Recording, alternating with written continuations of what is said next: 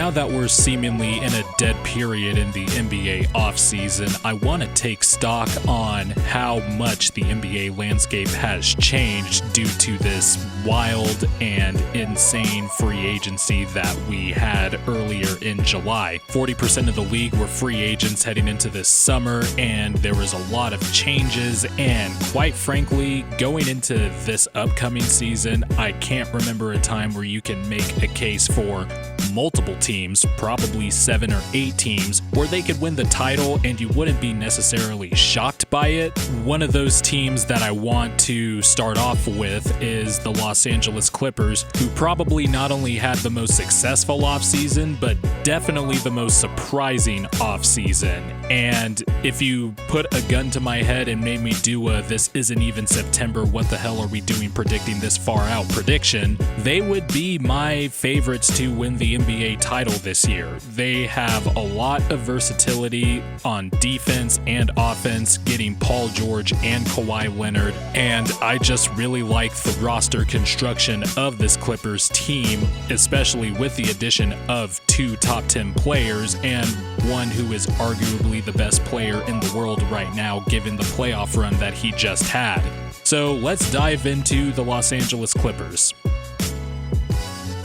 Kawhi Leonard initially choosing to sign with the Clippers wasn't necessarily a surprise, even though they were quote-unquote ruled out by a lot of media members and outlets, and that the Lakers and the Raptors were the only 2 options. I still had a hunch that the Clippers were still in the mix, given that it's close to home for Kawhi, and when he signed with the Clippers, it might have been a little bit surprising, but the big news, the big shocker, was when Adrian Wojnarowski immediately followed up with a tweet saying that the Clippers and the Thunder have made a deal sending Paul George to the Clippers for a haul of draft picks. It's the biggest haul that a franchise has ever gotten for trading a borderline top 10 player since the Lakers traded for Anthony Davis almost 2 months ago. So in surprising fashion, the Clippers somehow landed 2 of the top echelon two-way players, 2 elite superstar caliber players on the same team. And you have to go back a long ways, honestly, since Michael Jordan and Scottie Pippen, where you've seen 2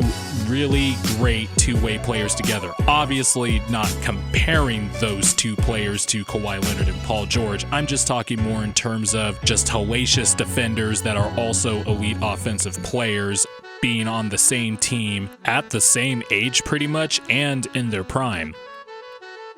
Honestly, I want to talk about the defense first because I think the Clippers are immediately going to be an elite defensive team, especially with the additions of PG and Kawhi. And not only that, you keep Patrick Beverley and you re-sign Rodney Magruder on a low-risk, high-reward type of deal, and you trade for Mo Harkless in a 4-team sign-and-trade. And having somebody like Mo Harkless, who was tasked with guarding the best offensive player for the Portland Trail Blazers when he was there, is now going to be asked to guard the 4th or 5th option, and that's just an insane luxury to have. There were elements of the Clippers' defense that were pretty good, but there were also areas where they weren't as successful. They were 5th in opponent 3-point percentage, 9th in opponent effective field goal percentage, and they just added the best perimeter defender I've ever seen in my life, and one of the elite perimeter defenders of the last 10 to 15 years or so. Adding those 2 players will also boost up some of the categories that the Clippers were lacking in,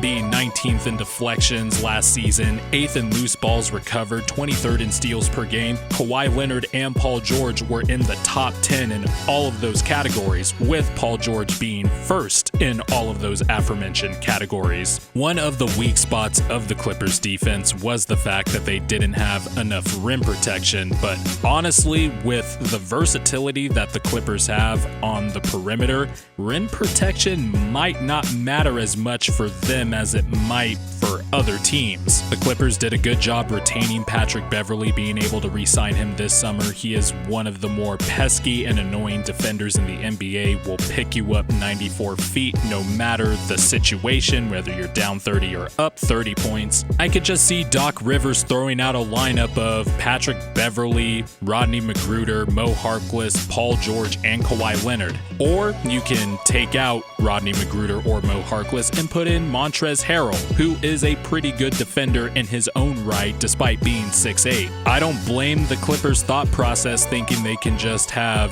Montrezl Harrell, Ivica Zubac, and Kabengele, who they really liked in the draft, as their centers. Like I said, with the perimeter defensive versatility that the Clippers have, having those centers on the roster heading into the season, you could honestly do a lot worse. If you thought the Clippers were going to be a pain in the ass to play against because of their seemingly hellacious defense on paper, their offense is just going to go up to a whole other level. This was a 48-win team that ended up pushing the Warriors with a healthy Kevin Durant to 6 games despite being an 8th seed. Last year, the Clippers were already a top 10 offense, being 9th in offensive rating, but they were also first in free throw makes per game and free throw attempts per game. And now with PG and Kawhi Leonard, you have 2 players who ranked in the top 10 in both free throw makes per game and free throw attempts per game. Both players were also top 7 in the league in points per game, and shocker, shocker, they're going to bolster some of the weaker points of the Clippers offense. The Clippers were in the bottom 5 of the league in 3-point makes and 3-point attempts, although they were second in the league in 3-point percentage. But now you're adding 2 players who are not only elite offensive players, but also high volume 3-point shooters that shoot at a really good percentage. And keep in mind, both of those players are going to open up so much for each other that they could get more clean looks to boost their efficiency from the 3-point line. I expect the Clippers to shoot up in the ranks in every category that has to do with 3-point shooting. I do have some concerns about the playmaking on offense, but it's not like Kawhi Leonard and Paul George are both subpar playmakers. They are good, they're solid, they are just asked to carry a bulk of the offensive load. But with those 2 on the court, I expect the passing lanes to be easier, the reads to be easier for those players, and realistically, you could see their assist numbers also take a jump. And we can't forget that Lou Williams is an elite offensive player and a walking 6th Man of the Year award. Patrick Beverley is a 40% 3-point shooter. The Clippers have Landry Shamet on a cheap rookie deal for 3 more years, and I still can't believe that he was pried away from my beloved 76ers.